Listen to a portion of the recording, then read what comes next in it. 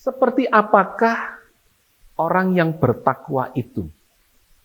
Sehingga dengan jelas nanti kita akan tahu dengan parameter-parameter itu, apakah kita ini sudah termasuk orang yang bertakwa? Atau dengan kata lain, apakah Ramadan kita ini sudah berhasil kita jalankan sebagai sebuah proses pendidikan dan latihan? Parameternya diajarkan oleh Al-Quran Al-Karim. Orang-orang yang bertakwa seperti inilah yang hidupnya ke masa depan akan dijamin oleh Allah.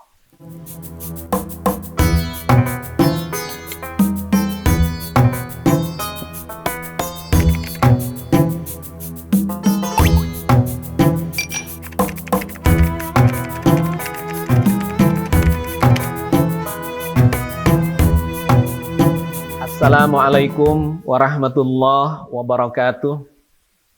Alhamdulillah, wassalatu wassalamu ala rasulillah, la haula wa la quwata illa billah. Sahabat cangkir tasawuf, alhamdulillah kita bersyukur pada Allah.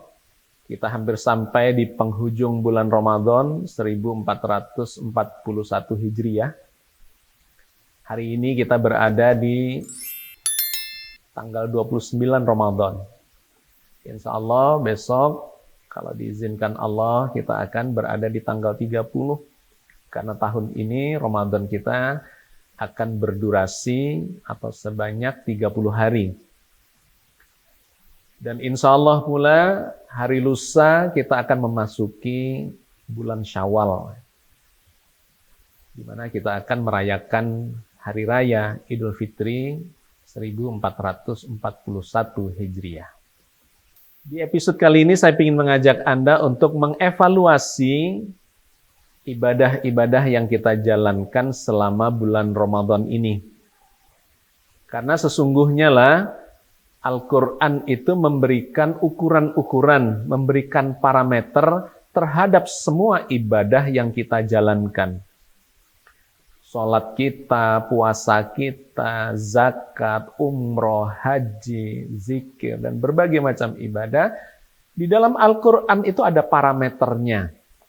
Yang dengan parameter itu kita bisa mengukur sebenarnya kualitas ibadah kita sudah benar seperti yang dianjurkan atau diajarkan oleh Al-Quran ataukah belum. Karena itu menjadi penting buat kita di akhir Ramadan ini untuk mengukur, membandingkan seluruh aktivitas ibadah kita selama Ramadan ini dengan parameter yang diajarkan oleh Allah di dalam Al-Quran Al-Karim. Sahabat sekalian, sebelum kita masuk ke parameter itu, maka kita harus tahu sebetulnya tujuan dari berpuasa di bulan Ramadan itu apa. Al-Quran yang mengajarkan kepada kita bahwa tujuan dari berpuasa di bulan Ramadan ini adalah untuk meningkatkan kualitas spiritual kita dari level iman menjadi level bertakwa. Itulah yang digambarkan oleh Allah di dalam surat Al-Baqarah ayat 183. A'udzubillahi minasyaitonirrajim. Bismillahirrahmanirrahim. Ya ayyuhalladzina amanu kutiba alaikumussyam kama kutiba alal ladzina min qablikum la'allakum tattaqun. Wahai orang-orang yang beriman, diwajibkan kepada kalian untuk berpuasa sebagaimana orang-orang terdahulu juga diwajibkan untuk berpuasa. La'allakum tattaqun, mudah-mudahan kalian menjadi orang yang bertakwa. Jadi Al-Quran memanggil orang-orang yang beriman, diperintahkan berpuasa supaya menjadi bertakwa. Panggilan ini khusus sifatnya, kalau umum Al-Quran menggunakan kalimat yang berbeda, ya ayuhan nas, wahai manusia. Bisa muslim, non-muslim, ya beriman dan tidak, dan seterusnya. Sangat umum itu menggunakan kalimat ya ayuhan nas. Tetapi khusus untuk berpuasa, ini dianjurkan, diwajibkan kepada orang-orang yang sudah beriman. Maka panggilannya menjadi ya ayyuhalladzina amanu. Nah, orang yang beriman ini disuruh berpuasa supaya menjadi bertakwa. Jadi takwa itu tingkatannya lebih tinggi daripada iman. Apa itu iman? Apa itu takwa? Iman itu adalah keyakinan. Yakin bahwa agama ini, yakin bahwa ibadah yang kita jalankan, yakin bahwa puasa, ya, beribadah puasa di bulan Ramadan ini adalah ibadah atau aktivitas yang baik, yang memberikan manfaat buat kita secara lahir dan batin. Iman adalah yakin, sifatnya internal, teoritis, kefahaman yang mewujud menjadi sebuah keyakinan. Itulah yang disebut sebagai iman. Sedangkan takwa itu bukan internal, takwa itu bersifat eksternal, aplikasi dari keimanan. Jadi, kalau Anda ditanya, apakah Anda yakin bahwa puasa ini adalah aktivitas ibadah yang sangat baik, menyehatkan lahir dan batin dan seterusnya, kemudian Anda mengatakan, saya yakin. Ditanya lagi, apakah Anda sudah membaca penelitiannya dan sebagainya? Sudah, mantep, yakin bahwa berpuasa itu baik, menyehatkan, bermanfaat, dan sebagainya. Maka itulah yang disebut sebagai orang beriman. Tetapi ketika ditanya lagi, apakah Anda sudah menjalankan puasa? Belum. Nah, itu berarti belum bertakwa. Beriman, yakin, tetapi belum menjalankan, maka itu belum masuk dalam klasifikasi atau kategori bertakwa. Bertakwa adalah menjalankan, mengaplikasikan, mempraktekkan dalam kehidupan nyata. Nah, orang beriman yang sifatnya internal disuruh mengaplikasikan latihan selama bulan Ramadan supaya dia memiliki skill kehidupan yang diajarkan sepanjang bulan Ramadan itu. Tentang perilaku, tentang kemampuan mengendalikan diri, tentang ketaatan, tentang kesabaran, tentang kedermawanan dan kepedulian, dan sebagainya, dilatihkan selama bulan Ramadan. Maka orang yang menjalankan ini sepenuhnya, ya, dengan penuh penghayatan, dan kemudian proses pembelajaran untuk mengambil hikmahnya dan dilatih sepanjang bulan, maka sekeluar dari Ramadan, insya Allah dia akan memiliki skill spiritualitas yang lebih baik dibandingkan sebelumnya. Maka itulah yang disebut sebagai bertakwa. Oke, sahabat sekalian, jadi poin 1 kita sudah mendapatkan definisi daripada takwa itu. Bahwa tujuan berpuasa adalah bertakwa, yaitu kemampuan, skill, ya, life skill, skill kehidupan untuk praktek, untuk menjalankan teori-teori yang sudah kita yakini yang diajarkan oleh agama ini. 1. Yang kedua, lantas kita mempertanyakan atau bertanya bagaimana mengukurnya. Nah, Al-Quran ternyata memberikan parameter di dalam Al-Quran. Seperti apakah orang yang bertakwa itu?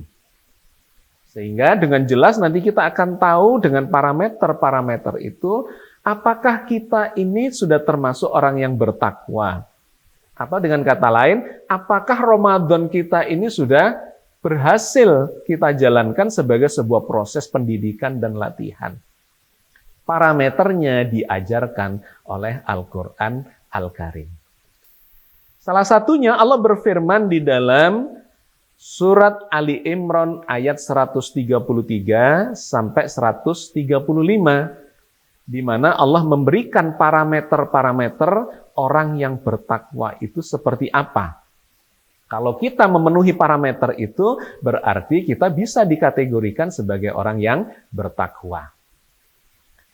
Di dalam surat Ali Imran ayat 133, Allah berfirman, Wasari'u ila magfiratim mir rabbikum wa jannatin arduhas samawati wal ardu uiddat lil muttaqin. Dan bersegeralah kamu kepada ampunan dari Tuhanmu dan kepada surga yang luasnya seluas langit dan bumi yang disediakan untuk orang-orang yang bertakwa. Jadi di ayat ini Allah memberikan gambaran tentang orang yang bertakwa itu. Bahwa orang yang bertakwa adalah orang yang akan mendapat ampunan dan mendapat surga.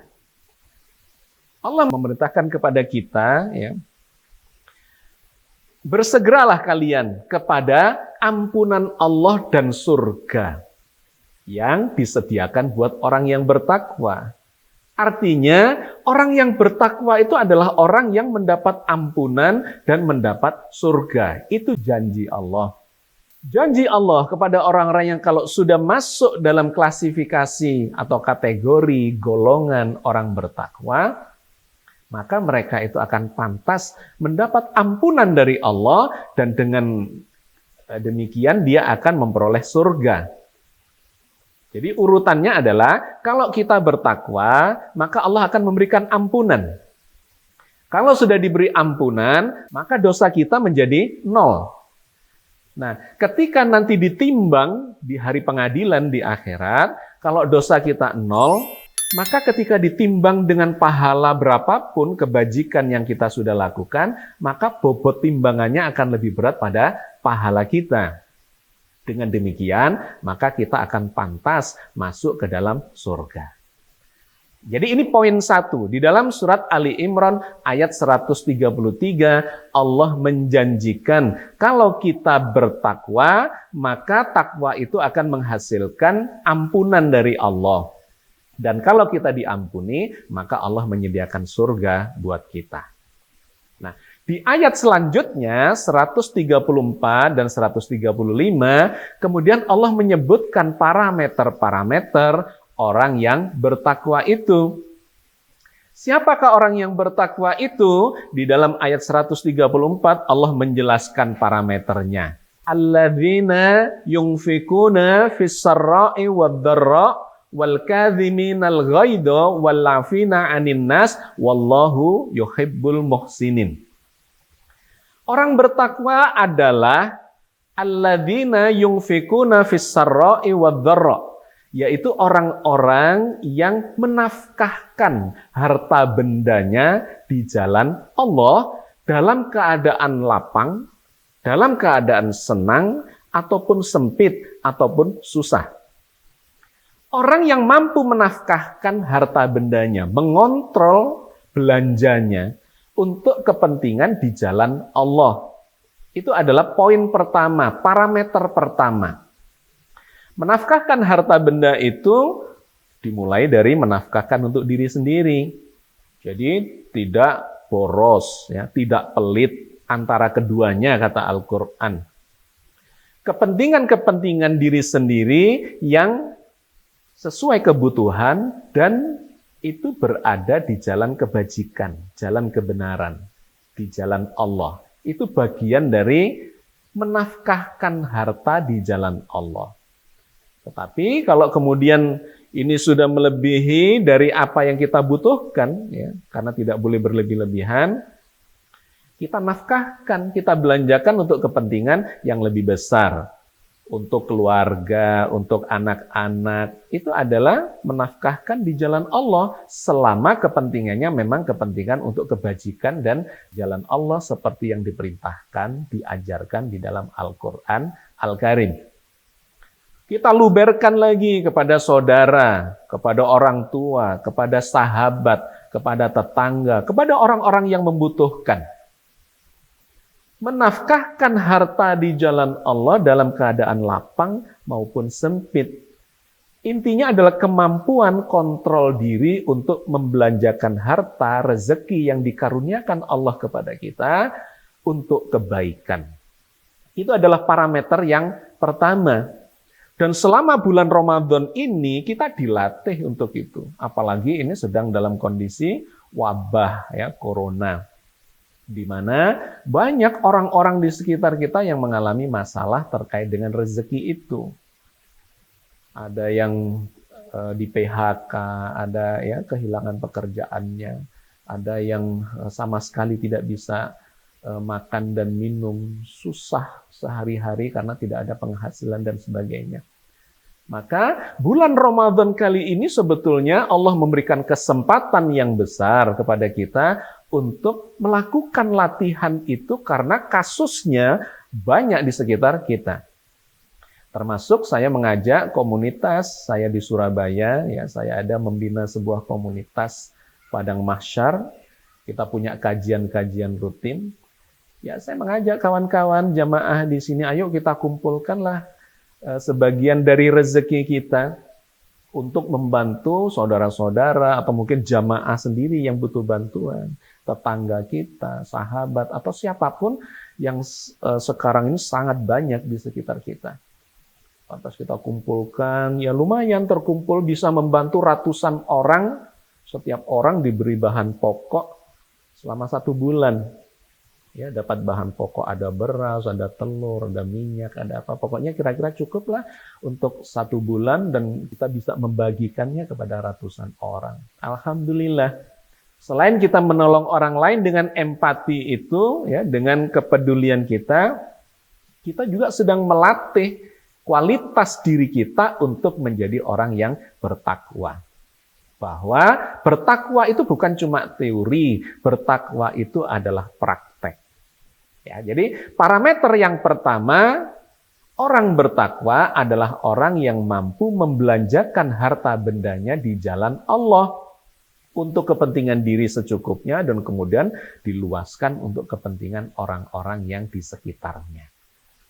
1. Yang kedua, kata ayat ini, wal kadhiminal ghaidha wal afina anin nas, yaitu orang yang mampu mengendalikan amarahnya, mengendalikan emosinya, dan mudah memaafkan orang lain yang bersalah kepadanya. Itu parameter yang kedua. Jadi kalau ada seseorang yang gampang marah, itu berarti nggak masuk klasifikasi bertakwa. Orang-orang yang sumbu pendek, orang yang suka iri, suka dengki, pendendam, sumpah serapa, caci maki, segala macam ya, yang kayak begitu, itu pasti tidak memenuhi kriteria ini. Wal kadhiminal ghaidha wal afina anin nas. Orang bertakwa itu orang yang mampu mengontrol dirinya, sulit marah, gampang memaafkan. Kebanyakan kita sebaliknya, gampang marah, sulit memaafkan. Wah, jelas tidak masuk dalam kriteria orang yang bertakwa. Orang yang bertakwa itu kalau diganggu orang, dilukai, disakiti, dan sebagainya, dia itu sulit marah. Bisa marah, tetapi sulit marah. Kontrol dirinya bagus. Perlu marah enggak ya? Perlu marah enggak ya? Enggak ada. Enggak ada gunanya marah, misalnya begitu. Sulit marah. Untuk marah itu berpikir berkali-kali. Meskipun bisa marah, apalagi untuk mendidik. Ya, marah yang mendidik itu bukan marah yang emosional, yang kemudian sampai tangan gemeteran, sampai mukanya merah, ya. Telinganya juga memerah, matanya memerah, dan seterusnya. Bukan itu. Marah yang mendidik itu marah yang terkontrol, terkendali, supaya efeknya adalah mendidik seseorang. Jadi pada prinsipnya, Al-Quran melatih kita untuk mengendalikan emosi.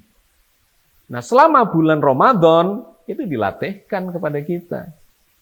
Orang yang berlatih untuk menahan emosinya, mengontrol amarahnya. Nah, kalau disakiti orang, dia sulit marah. Sebaliknya, kalau ada orang meminta maaf, dia mudah sekali memaafkan. Aku minta maaf ya kemarin salah soal ini. Nggak apa-apa, aku juga tahu kok kemarin nggak sengaja kan. Sudah lalu lupakan, nggak masalah. Yang penting nggak terjadi lagi. Misalnya begitu. Orang yang mudah memaafkan, sulit marah, gampang memaafkan adalah parameter yang kedua orang-orang yang masuk klasifikasi bertakwa. Yang ketiga, siapakah atau parameter apakah yang terdapat pada orang yang bertakwa itu? Diceritakan di surat Ali Imran 135-nya.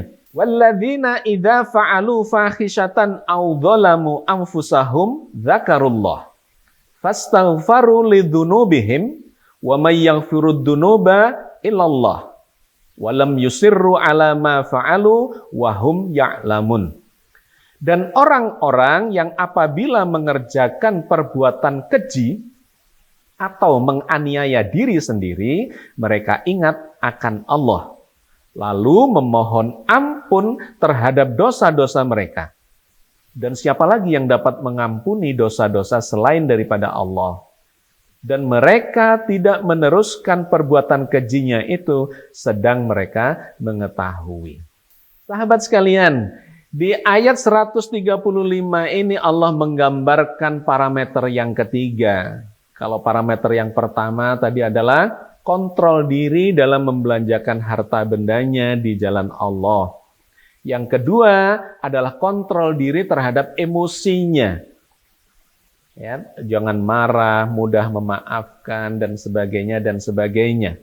Nah, yang ketiga ini Allah mengatakan, ciri orang bertakwa adalah orang-orang yang ketika ya, walladzina idza fa'alu fakhishatan aw dzalamu anfusahum, orang-orang yang ketika berbuat keji kepada orang lain dan dzalamu anfusahum, menganiaya, zalim kepada dirinya sendiri. Jadi zalim kepada orang lain dan zalim kepada dirinya sendiri, maka dia segera ingat Allah. Walladzina idza fa'alu fahisatan aw dzalamu anfusahum dzakarullah. Dia ingat kepada Allah, ya Allah salah ya Allah. Saya telah menganiaya, zalim kepada orang, mohon ampun ya Allah. Dzakarullah fastaghfaru lidzunubihim. Dia segera minta ampun kepada Allah. Karena Allah lah yang Maha mengampuni. Jadi tipikal orang yang bertakwa yang ketiga adalah ketika dia berbuat dosa kepada orang lain ataupun berbuat dosa kepada diri sendiri, menganiaya dirinya sendiri, merugikan dirinya sendiri. Ya. Dosa itu sesungguhnya merugikan diri kita juga, bukan hanya orang lain. Ya. Bisa kena sakit, ya, livernya, jantungnya, dan sebagainya, dikarenakan perbuatan-perbuatan dosa. Sahabat sekalian, orang bertakwa adalah orang yang ketika menganiaya orang lain, zalim kepada orang lain, zalim kepada dirinya sendiri, dia segera ingat Allah dan kemudian mohon ampun kepada Allah. Jadi orang bertakwa itu bukan orang yang tidak pernah berbuat salah. Manusiawi berbuat salah, berbuat dosa. Tetapi orang bertakwa itu kalau berbuat salah, berbuat dosa, segera ingat Allah. Fastaghfaru lidzunubihim, maka kemudian dia mohon ampun kepada Allah. Walam yusiru ala ma fa'alu wa hum ya'lamun, dan dia menghentikan perbuatan dosanya itu karena dia sudah tahu bahwa itu adalah perbuatan yang salah. Jadi sahabat sekalian, dengan sangat gamblang Allah mengajari kita untuk menjadi orang yang bertakwa. Orang yang bertakwa akan diampuni Allah dan kemudian akan mendapatkan surga. Parameternya ada 3, yaitu orang yang mampu mengontrol belanja hartanya di jalan Allah. Yang kedua, orang yang mampu mengontrol emosinya, sifat-sifatnya, akhlak buruknya menjadi akhlakul karimah, sulit marah, gampang memaafkan. Dan yang ketiga, kalau dia melakukan kesalahan, melakukan dosa, segera ingat Allah. Mohon ampun kepada Allah dan kemudian tidak melanjutkan perbuatan dosanya itu. Clear di dalam Al-Quran. Kalau kita mau menjadi orang yang bertakwa, maka lakukanlah, penuhilah 3 parameter ini. Nah, kalau seseorang sekeluar dari Ramadan, kemampuan 3 hal ini meningkat, maka berarti puasa Ramadannya itu berdampak kepada karakternya, kepada perilakunya, ya, skill spiritual yang diterapkan sehari-hari dalam kehidupan nyata.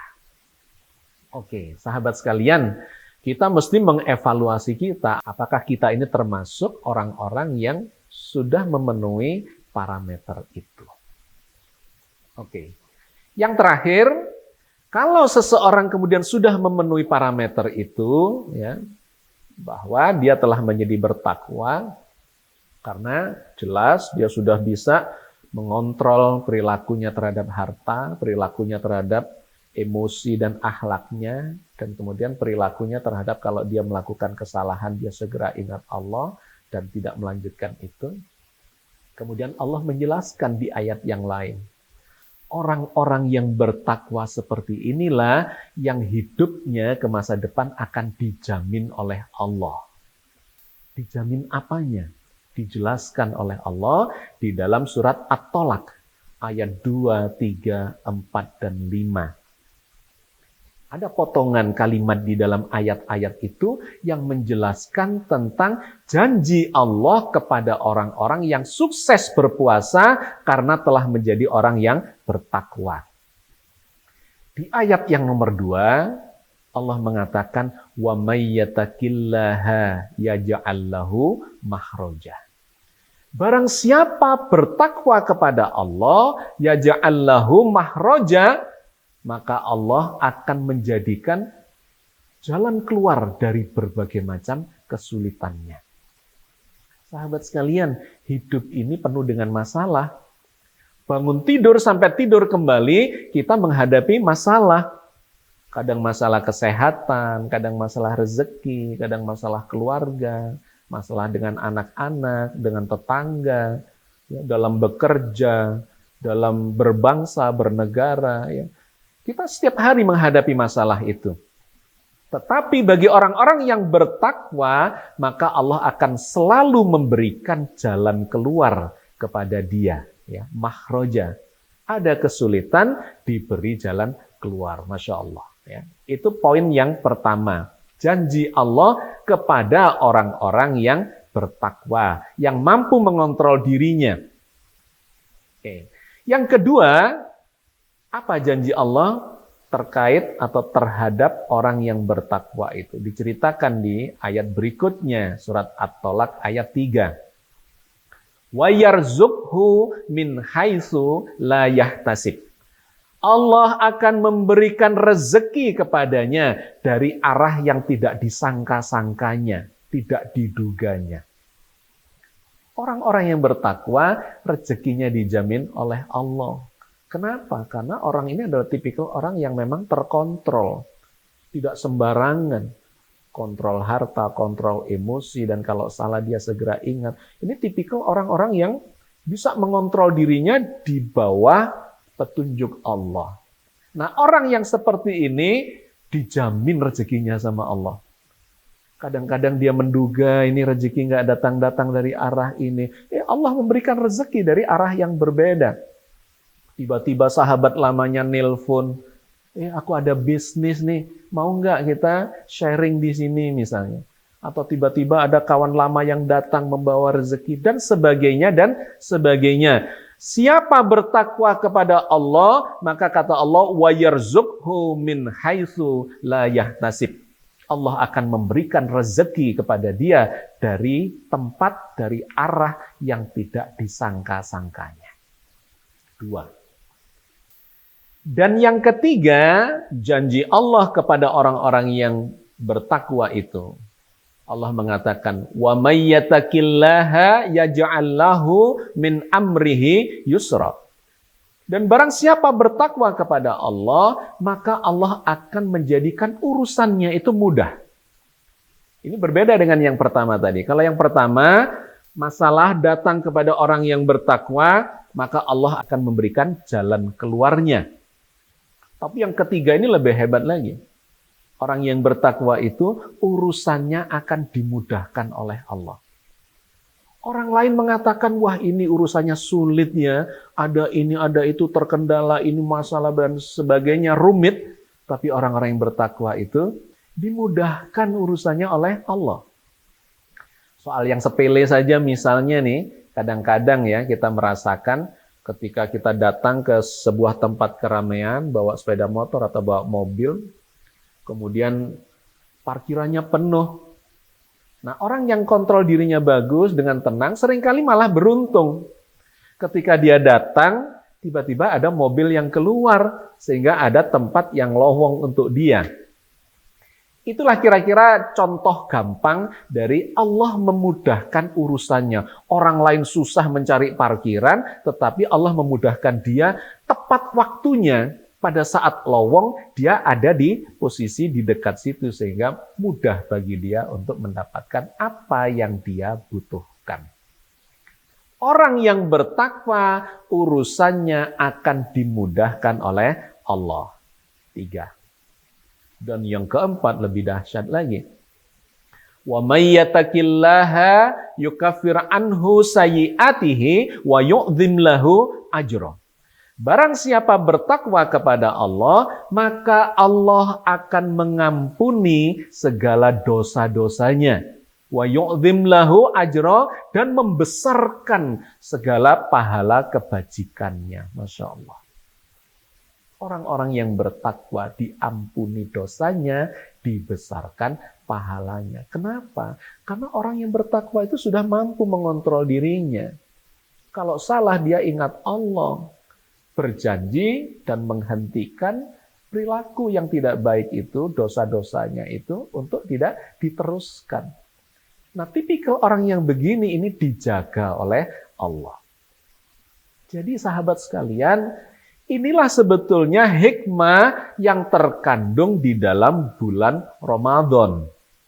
Bulan Ramadan adalah bulan yang melatih kita dari sekedar berteori, faham, yakin, internal sifatnya, disuruh melatih diri.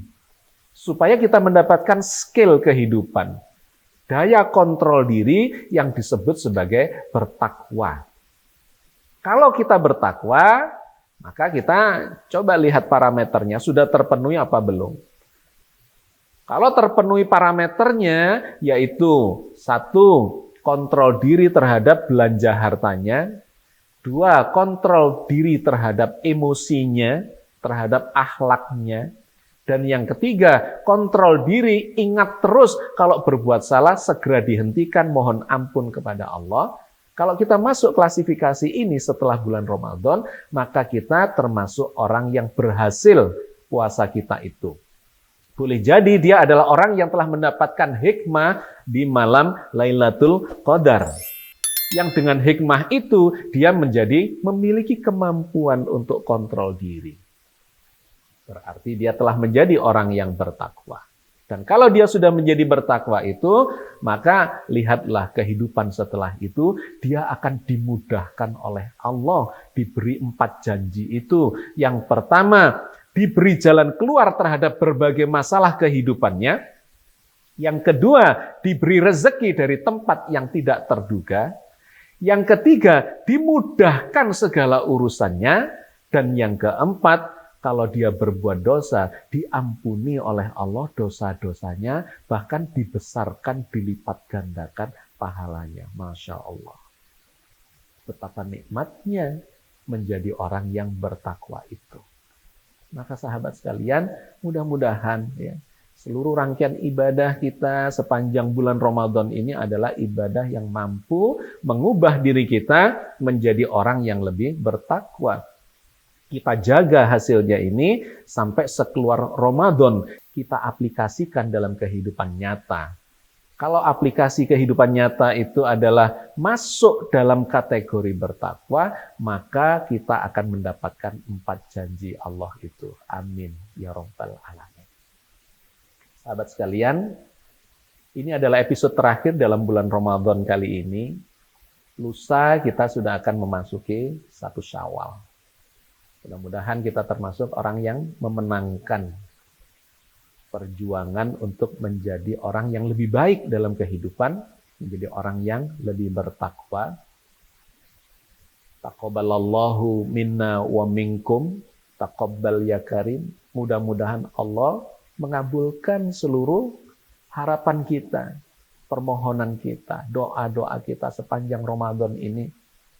Intinya adalah ingin menjadi orang yang lebih baik, menjadi lebih bertakwa, yang itu akan menjamin kehidupan kita sukses di dunia dan akhirat nanti. Selamat berlebaran.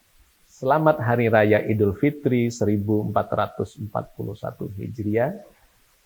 Taqabbalallahu minna wa minkum, taqabbal ya karim. Kami mohon maaf lahir dan batin. Assalamualaikum warahmatullahi wabarakatuh.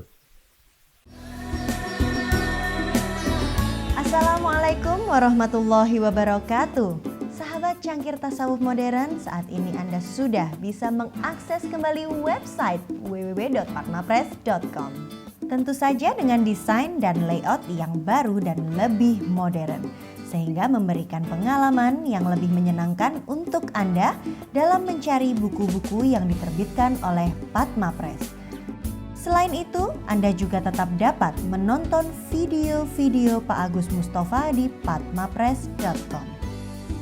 Mau tahu apa saja buku karya Pak Agus Mustafa yang sudah menjadi materi di video-videonya? Mampir yuk ke www.padmapress.com.